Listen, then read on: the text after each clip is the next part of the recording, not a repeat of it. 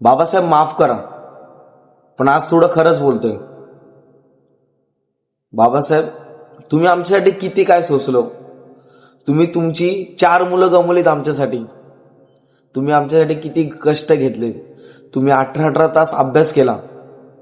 तुम्ही आमच्यासाठी एवढं सोसलं, पण आम्ही तुमच्या जयंतीत फक्त दारू ढोसलं. मंडळी, काल डॉक्टर बाबासाहेब आंबेडकरांची जयंती होऊन गेली.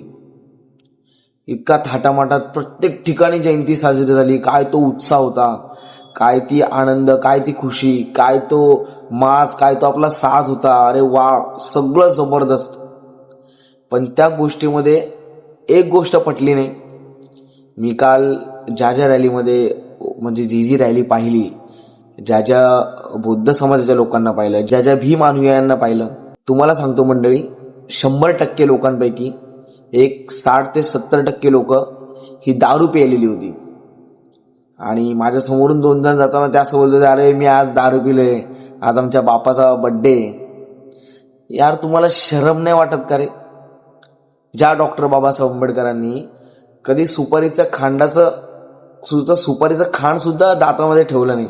आता ज्यांना माहित नसेल, जे बिनाकले त्यांना सांगतो, सुपारीचं खांड म्हणजे एक छोटासा तुकडा असतो ना सुपारीचा, तो सुद्धा कधी दाताच्या खाली ठेवला नाही. आणि त्या महामानवाच्या जयंतीत तुम्ही दारू पिऊन नाचतात. त्यांचा बर्थडे यासाठी,